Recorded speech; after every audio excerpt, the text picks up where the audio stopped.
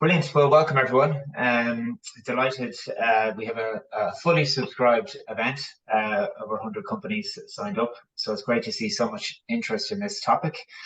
And just to kick us off with a statistic, and a recent Accenture study found that companies that hire neurodivergent people achieved 28% higher revenue, twice the net income, and 30% higher profit margins compared with other companies in the same sample.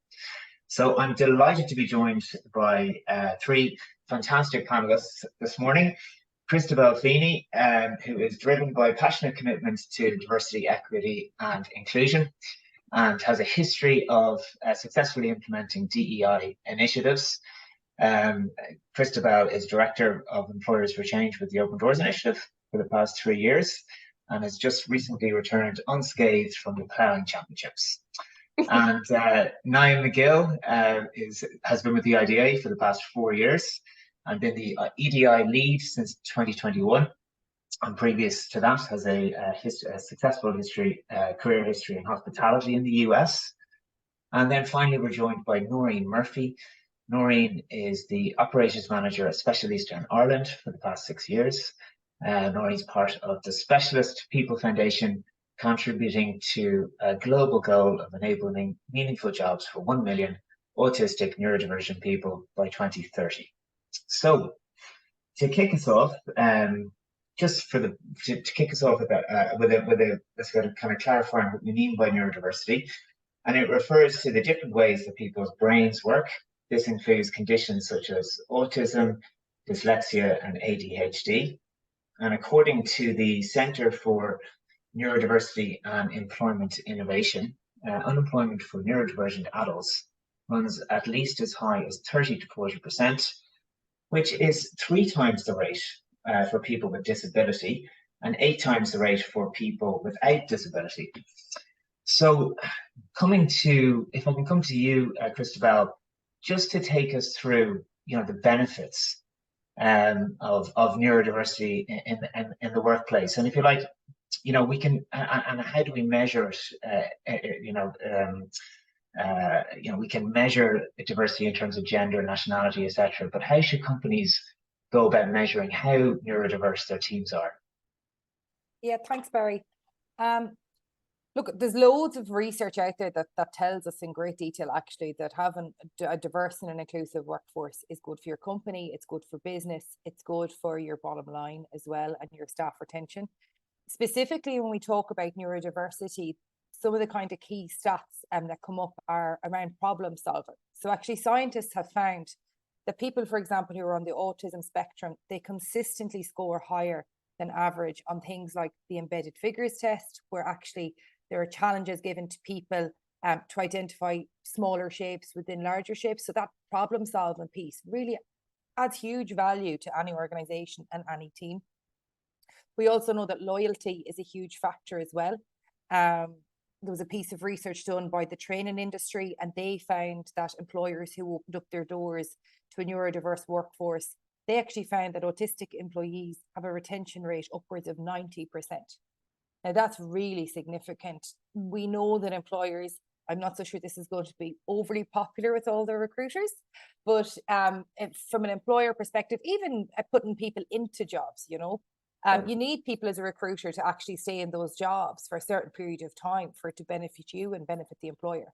So that loyalty and retention piece is so important. Mm-hmm. And apart from that, then you have things like, boosting your company culture, actually making your company a more attractive place, which is so important at the moment. Like, as a country, there's a lot of talk around, companies really struggling to get talent, but yet we're seen to be at full employment. Percentage wise, that's not true. Like when we talk about people who are neurodivergent or people with disabilities, but we do know that the next generation in particular are going on and they're researching companies, and they're really driven actually by how inclusive your organization is, and they will not apply for a job with you if you're not outwardly communicating it. So that's really important in terms of then actually kind of figuring out how diverse your organization is, because the reality is, 1 in 5 people are neurodivergent. So that means that there are absolutely people in your company who are neurodivergent. And there's no question about that. If you've got 10 people in your company, then you've got more than one neurodivergent person. So a big piece around that is creating a culture where people feel that they can share that information, that they can actually, when they come to work, it's safe, like it's actually safe to have that conversation, that they're not going to experience discrimination, prejudice. And, you know, I think also companies not making assumptions that that won't happen, or it's not like that here. You know, we're a small organization, we're like a family. You know, families are dysfunctional. So really questioning that, asking people. And a big fear amongst recruiters and employers is, well, can I ask? Yeah, you as long as you have a purpose, as long as you've got a purpose, you're clearly stating the purpose of why you're asking these questions, and making sure that you word them correctly, ensuring that actually you're doing it in an anonymous way so that people feel like, you know, they're not sharing personal data in it and can be identified. And also very clear on where you're going to store that information and how you're going to action it.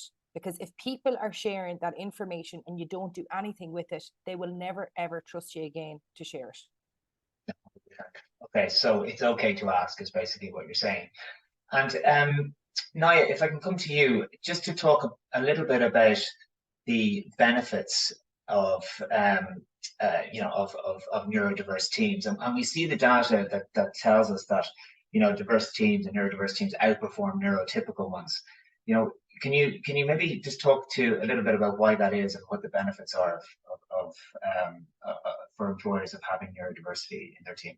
Absolutely. It's paramount. It's so important. Everybody's talking about innovation and kind of the disruptors, but part of that is you have to have somebody who's willing to speak up and say what's counter to everybody else's thought process. And neurodiverse individuals have a brilliant talent to come in and look and go, why are we doing it that way? Wouldn't it make more sense to do it that way? But to Christabelle's earlier point, if we haven't established a culture where that's acceptable, where somebody can disagree, then you have to go about creating that with understanding different ways that people approach things, different mechanisms for people to be able to flag when they don't agree. And by starting in the recruitment process, by letting people flag, I might need this accommodation, or hey, I have a question, how does this work? We're able to set up, go, oh yeah, absolutely, we're happy to sit down and have a chat with you, see what you need. So then they go, oh, they are open, I don't have to fit that particular mold. Because if we want innovation, we have to break that mold. It's all about finding the next iteration of progress. So we internally, and especially in the EDI team and IDA, we use the devil's advocate approach, which is, yes, we're going to get together, we're going to come up with this idea, and it's going to be amazing and the best event in the history of EDI events. And then we assign one person in the group to be the devil's advocate, and they have to come up with all the reasons why it's going to be the worst idea in the world, and everybody's going to hate it, and it's going to topple industries, and everything's just going to implode. So by normalizing those types of conversations and not attributing it to, Niah thinks this is terrible, it's, no, we're figuring out a good way for that group to embrace cognitive diversity. And that's where the benefit comes in by hiring diversity. And it comes across with any other kind of demographic area that you're going to look at. But neurodiversity is a wonderful place to start, because once you establish that trust, people are going to tell you what they think. They're going to give you those ideas, but you have to work on that two-way communication. You have to work on building that trust. And starting it at the recruitment, you know, it starts from there, definitely. Starts from the advertisement. 100%. So I think, yeah, so companies need to have a culture where, you know, where there's a high degree of psychological safety. People feel, you know, comfortable to share their opinions.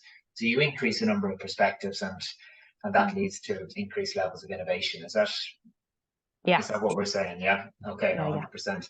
And then if we look at the recruitment process itself, and you know, I'd love to get your perspective on this, Noreen.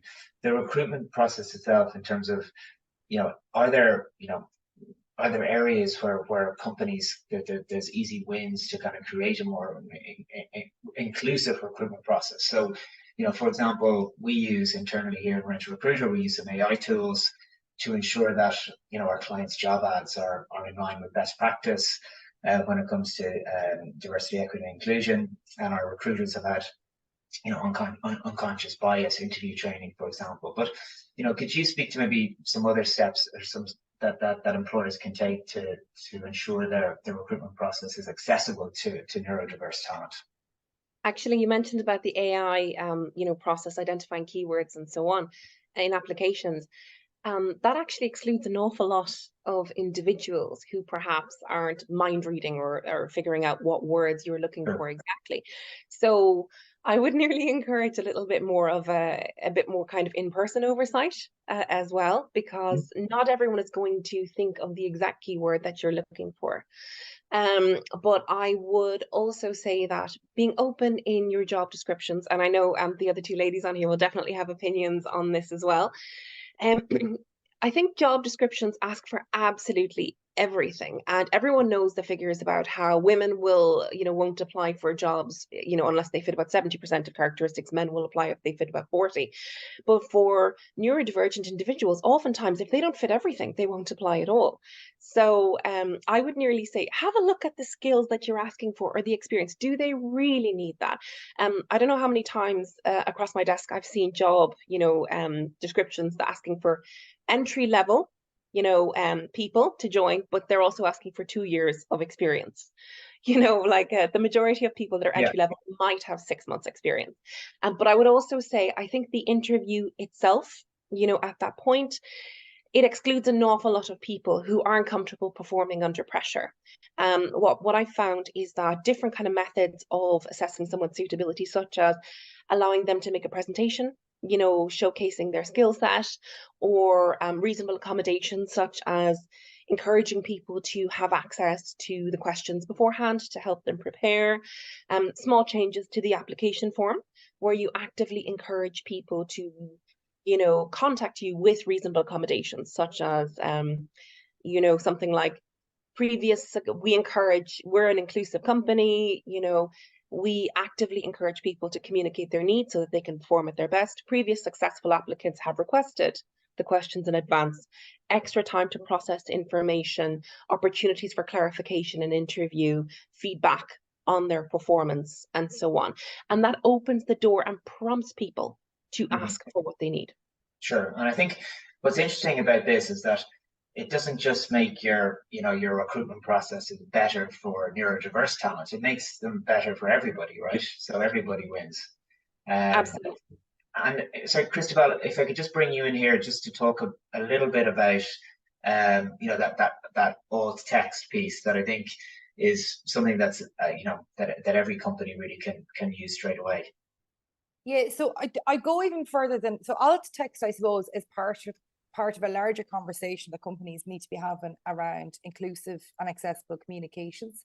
And that goes for everything, every way that we communicate. So like our websites, particularly when we're talking about hiring, the website for a lot of organizations is really the front door to your organization. It's kind of it's the moment where people decide they're either welcome or they're not. Yeah, and they will make a decision. They will make a decision there and then on whether or not they're going to apply when they look at that. So the accessibility of the website, things like the color contrast that we're using on our websites, that can be very jarring for people who are neurodivergent. If it's not, you know, as you mentioned, alt text, if we're not using alt text in our websites in terms of our imagery. So when we hear alt text, I'm taking for granted that people know what this is. So alt text is alternative text.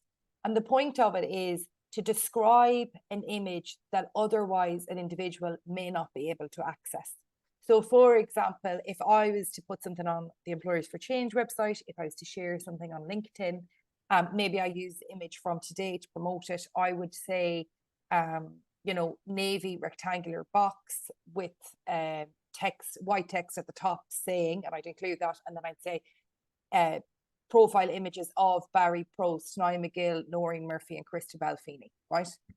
It's to give context. It doesn't have to go into every single detail, but it should give context. But a couple of other things that recruiters should be engaged with are like when they're sending out their documents, right? A lot of recruiters will send out a preparatory document to people for the interview. So is the document accessible? Are you using 12-point text, I would always suggest people either use Arial or Calibri. Personally, I prefer Arial. When you're doing presentations, don't put lots of black text on a white background.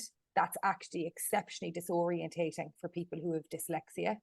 And then a couple of other things like using the captions, like there's captions available today on this for anybody who'd like to utilize it. That can be very important, particularly in the interview process. You know, we all grew up being told that it's really important to make eye contact. We all had the painful experience in school of having to sit down for 30 minutes and pretend to be doing an interview and have a strong handshake and stare at them into the eye, because that's the only way they'll know you're going to be good at the job. Yeah. Hopefully we've moved past that. For people who are neurodivergent, that may not be possible. And even being on this today, like for people, it can actually be very jarring for a neurodivergent person to see themselves. Like if you've ADHD, it's very distracting. So even having the captions for the person to kind of catch up and to process those questions. And just one other thing I wanted to add to what Noreen said there, because I think it's something we all do. When you're in an interview, or even if you're doing the preliminary interview as a recruiter for a client, please do not ask people double-barrel questions. It is really difficult to process. Everybody does it, and it's so hard. It's so hard for neurotypical people. It's way harder for neurodivergent people. So clarity on the questions, short, concise, to the point. Focus on the core requirements of the role and nothing else, and you would actually really be much more inclusive than a lot of other people out there doing that job. That's great. And actually there's a question just popped in here, which might be a good time to bring this in, from Brendan. Thanks, Brendan, for this. Can traditional psychometric or personality testing be compatible with a recruitment process seeking to engage neurodivergent people? I'll open that out to the panel. Whoever would like to answer that. To take that one there, I would say there's a fair bit of evidence to show that neurodivergent individuals don't perform as well on psychometric assessments as neurotypical individuals. So to use that as a screening tool I wouldn't advise it. You know, so a lot of the companies that we work with, you know, Specialisterne in Ireland, they may still offer the psychometric tools, but they don't use it as a screening process for the individual. It's more so that everyone has the same experience, you know, when they're being onboarded. But I wouldn't use it as a screening tool, you know, for an individual. Okay, and is that testing across the board, or sorry, did you want to come in there? Just say to Barry, like in an ideal world, I would agree with Noreen, they shouldn't use it. But like, to be devil's advocate here, the reality is most people will still continue probably for the next decade to use it, because that's the length of time it takes people to change their habits. And so if companies are intent on using it, at a minimum, you should be offering people who share or disclose to you that they're neurodivergent or that they have a disability and that they have a reasonable accommodation requirement, you should be offering them extra time to at least somehow level up the playing field. Even though it's not the perfect solution, it would at least provide people with some sort of support and opportunity to have equal access to that job. Sure. And you're agreeing with that, Niah, are you? Yeah, I think it's really important, the point Christabelle just flagged, that we're in the change process. So for anybody who is neurodiverse, they're still fighting against a system that was not built for them to succeed.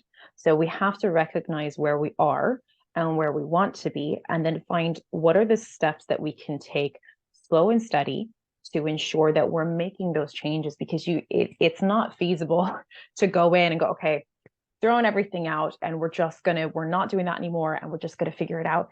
People are running large recruitment campaigns, you know, they're trying to onboard people, and it doesn't stop. We don't get the opportunity to pause and build from scratch. We have to adjust it as we go. So instead of, in an ideal world, we would have the opportunity for people to come in and demonstrate that they're able to do the job and what accommodations they might need. Easy peasy. But we're not there yet. So instead, the next easiest step is being so proactive in demonstrating how your organization, how your company, how your recruitment team, how your recruiters are there to have those accommodation conversations, and go, look, we know that you probably have had some really bad experiences before in recruitment processes. We're here to show you you're welcome here. We're excited to have you here. We're excited for the diverse perspectives that you bring in. And whatever you need, we're happy to figure that out with you if you do know, or if it's a new job and you don't know, because that can be a process for people as well. Perfect. Okay, and then moving us on to recruitment support. So we have we've HR managers, we've recruiters, we've talent acquisition professionals on the call with us today. Yeah, seeking to engage neurodiverse talent. What if we want to kind of proactively as recruiters reach out to this segment of the market? What's the best way to go about that? Christabelle, if I can come to you on that first. Yeah, so I suppose there's a couple of things. One, where are you advertising these roles? Are you doing it like the way you've done it for the last decade? Because that's probably not working and it's not going to work. So diversify on where you're actually advertising the roles, reaching out to organizations like Specialisterne, like the Open Doors initiative. You've got As I Am, the Dyslexia Association, all these organizations who have opportunities to share those job advertisements with people who are neurodivergent. And even thinking about organizations that we don't hear about a lot, like dyspraxia, for example.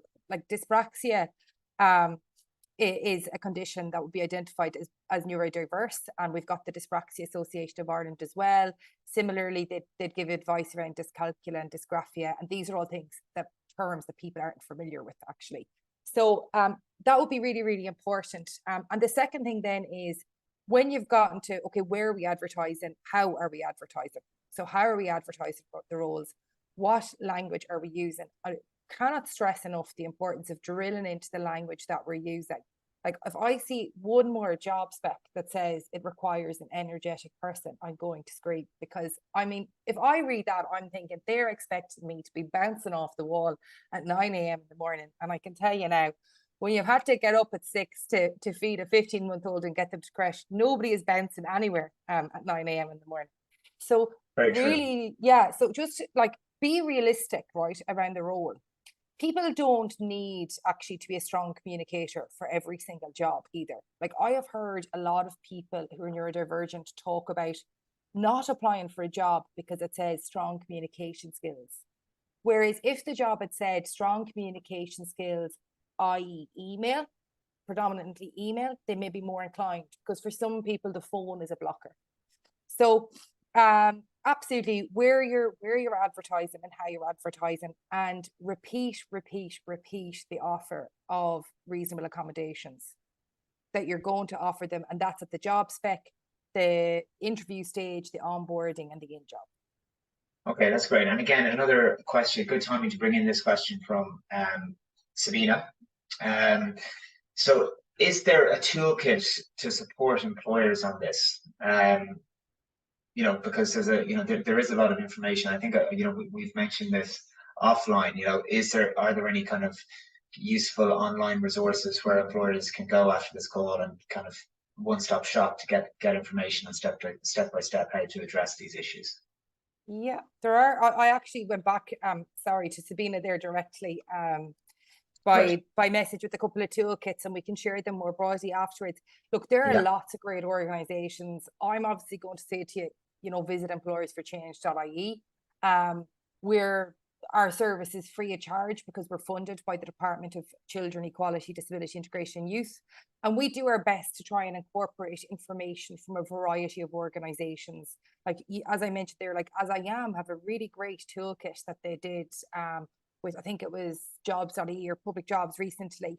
And I've shared that there. We have a toolkit around inclusive recruitment practices, and that takes into consideration all the protected grounds under the Equality Acts. Specialisterne will also, if you go to their website, have lots of great practical information about how to support people.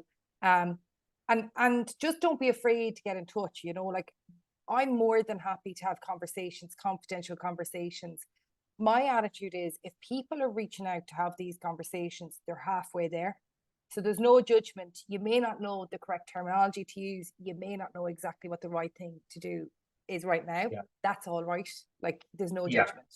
Yeah, and just for everyone on the call, we're going to be sending out Noreen's contact details and Christabelle's contact details from Specialisterne and Employers for Change, and Niah has kindly offered to share her contact details for anyone who has any questions and would like to chat to her about IDA and EDI there.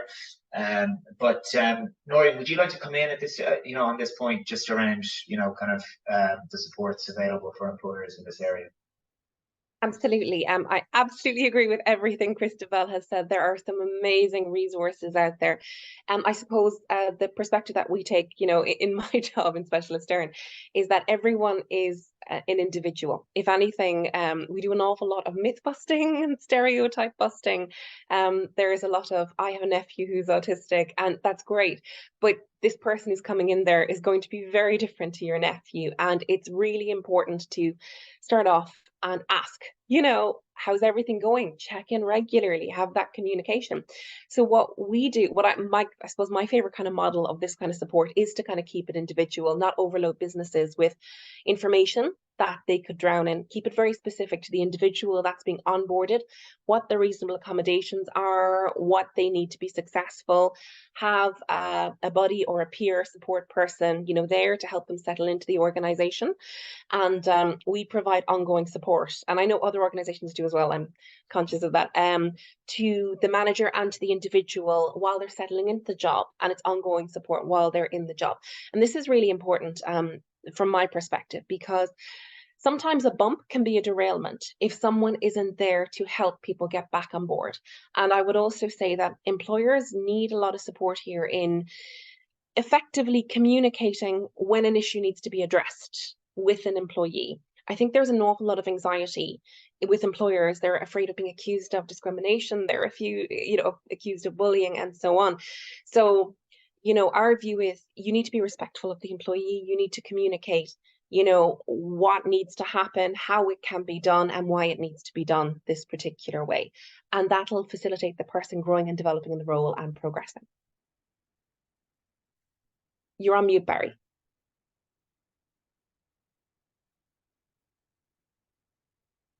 Sorry about that. I didn't think that was going to happen post 2021, but there you go. So, but just to finish on a point, the topic that's really dominating the headlines around work at the moment is really all about remote work, hybrid or fully remote. What are your thoughts, in terms of how this change, this shift, I suppose, from office to remote and hybrid? How has this impacted opportunities for neurodiverse candidates? I'll open that up to everyone wants to come in. There's a pause, so I said I'll just jump in there. Yeah. So we actually did research on, and it was broader than people who are neurodiverse, but we carried out research on the impact of remote working during COVID-19 on people with disabilities. And that was very interesting, actually, because sometimes we make an assumption when people are, disabled, or if a person is neurodivergent, that they're automatically going to want to work from home or work remotely. And it became very apparent out of that it's so important that employers don't make that assumption, that they give people the option, that they talk to individuals. Yes, it can provide opportunities that weren't there before for people, but offering for people to work from home shouldn't be an alternative to providing reasonable accommodations, which can sometimes happen, because our home life may not be set up for our work life. Mm-hmm.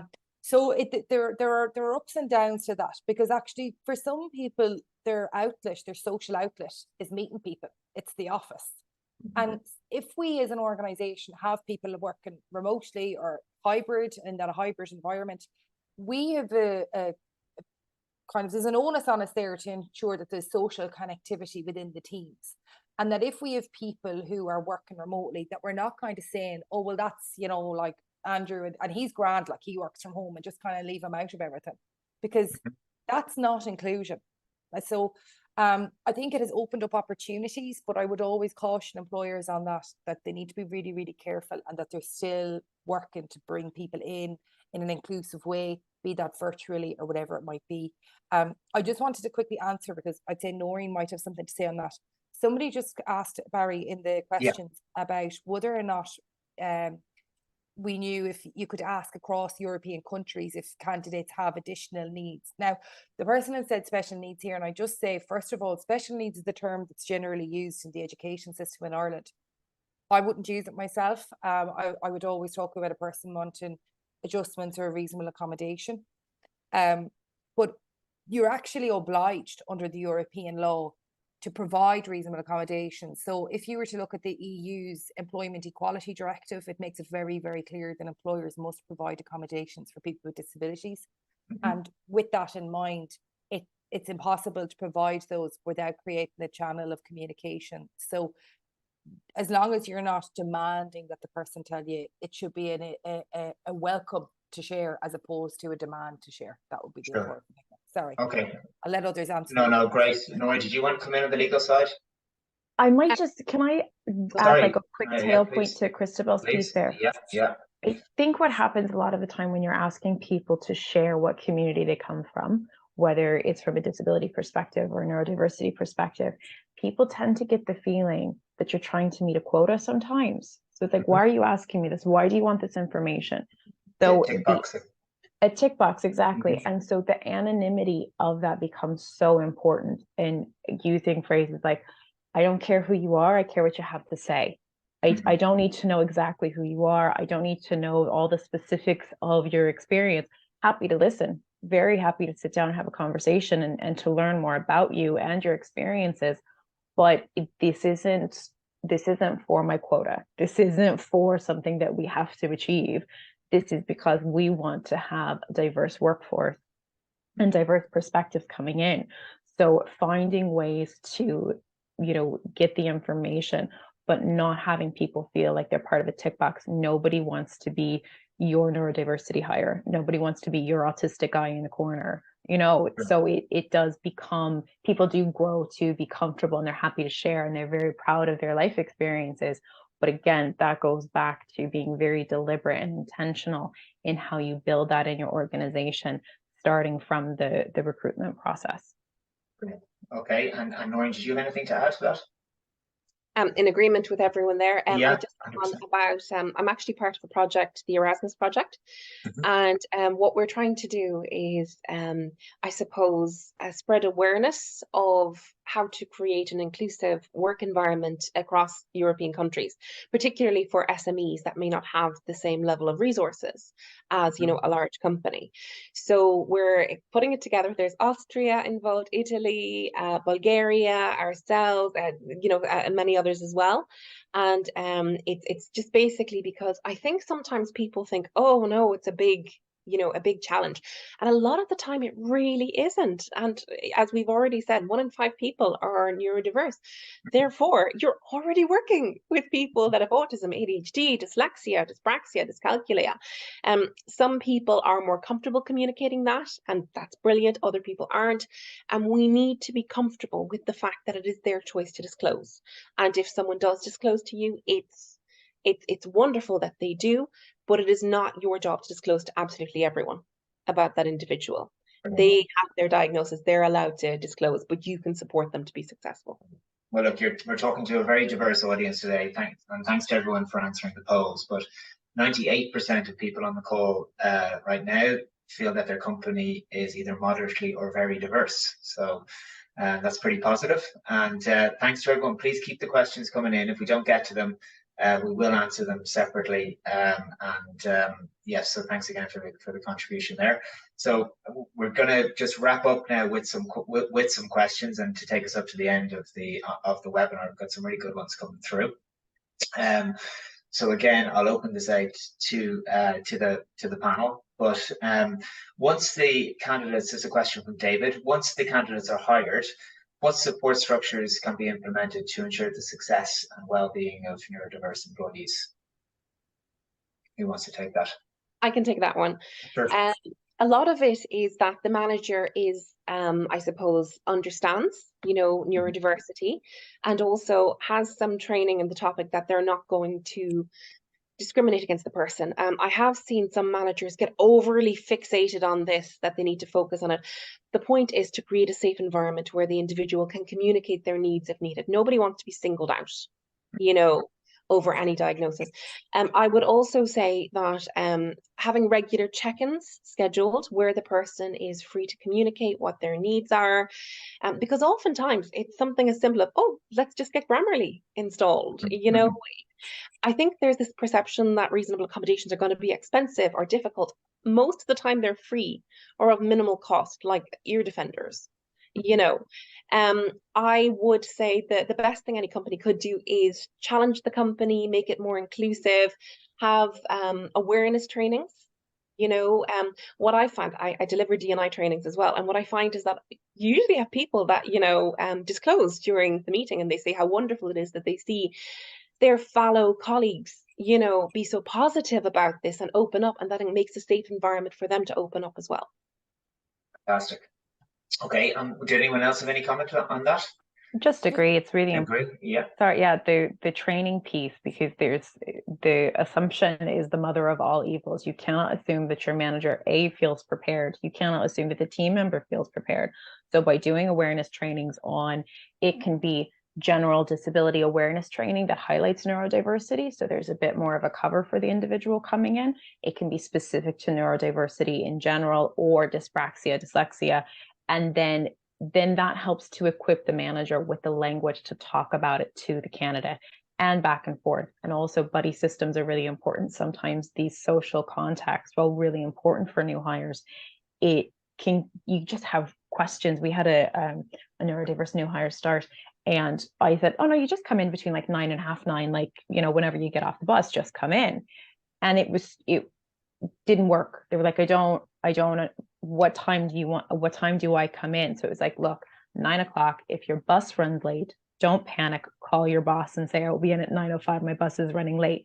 So you can't assume that just because I understand the context that I work in, that somebody else is going to come in and understand that.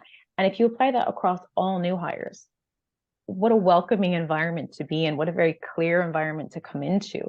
So I think it's taking out the assumptions, providing training, and then having those check-ins where we're going to sit down and have a coffee every, 3 or 4 weeks, just to see how you're settling in. Are there any kind of questions that you have that I can answer? Any help that you need?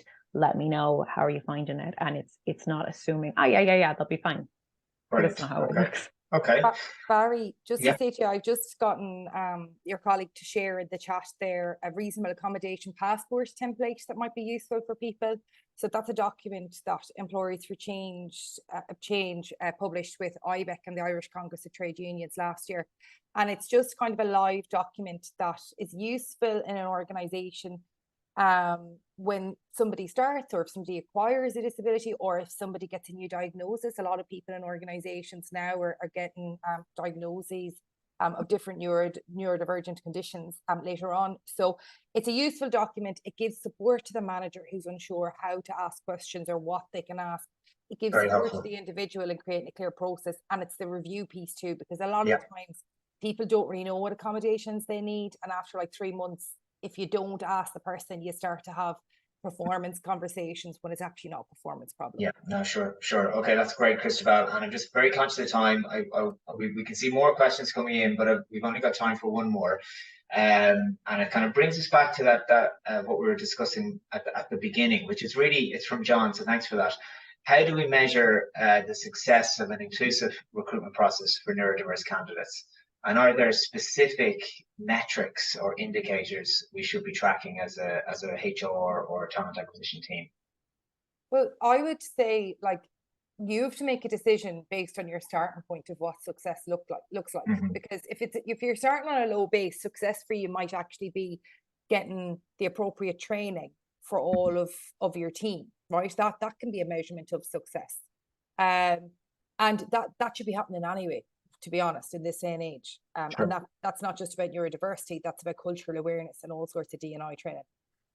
But then I would be saying you should be surveying people, giving them the opportunity to do a voluntary anonymous survey, both when they're applying. So sometimes we do the survey at the interview, or we do it in work. but actually, wouldn't it be great to be asking people who've just completed the application process? And then to ask people who have gotten through, maybe ask them again, give them the opportunity to share whether they're, you know, neurodivergent, have the disability, what social group they identify with, and have a look at the correlation between those percentages, and really start to see, is there an increase year on year actually in the diversity of people who are coming through our hiring process? Because that's a measurement of success. That's a clear measurement of success. And what I would then be saying is, that's obviously the recruiter, but if there's anybody on here who's doing recruitment internally, it isn't enough within an organization to be measuring the people you're hiring. You need to be looking at the diversity of your senior leadership teams, because it's all good and well hiring people, but are they getting through the ranks? Because if they're not, then you're not inclusive. Okay, brilliant. And final words from yourself, Noreen and Niah, that point. Absolutely agreeing. It's a wonderful part of my job that I'm now supporting people through their promotion interviews and so on. A point I would add there is that reasonable accommodations don't stop when someone becomes a manager. So making sure that the opportunity to ask for reasonable accommodations, you know, those not double-barrel questions and so on, which should be the same for all interviews, not just people who have autism, ADHD and so on. But yeah, I mean, just basically create a safe space for people to communicate their needs. Well, that's brilliant. Last word to you, Niah. Yeah, I think a lot of EDI initiatives and neurodiversity, there's so much to do. And if you're only starting to look at it, don't get too overwhelmed, because we've all been, and I can speak from my own experience, we all have to start somewhere. So once you do take stock, then you can go, okay, we're doing really poorly on a lot of areas. I don't know if we're doing anything good yet, but we'll figure it out, and take the next easiest step. Because even if you're starting with one person, that's one person. You can get such great understanding of the experience of a neurodiverse person in your organization by helping the one, and going through that process and going, look, I know we're not doing the best that we could be doing.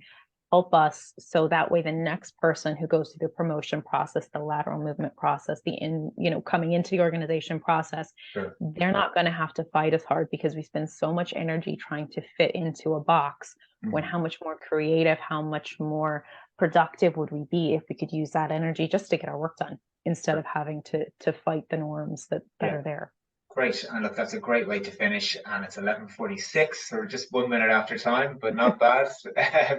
So look, thanks so much to our panelists this morning, Niah, Christabelle and Noreen. There were some really great, actionable, practical tips for employers to take away. For, like I said, for anyone, the questions that we didn't answer, we will respond after the webinar directly. And we will reach out to everybody who's attended with the recording, and with contact details for Noreen, Christabelle and Niah as well. So look, again, just leaves me to say thanks so much to our panelists, and thanks to everyone for logging in this morning.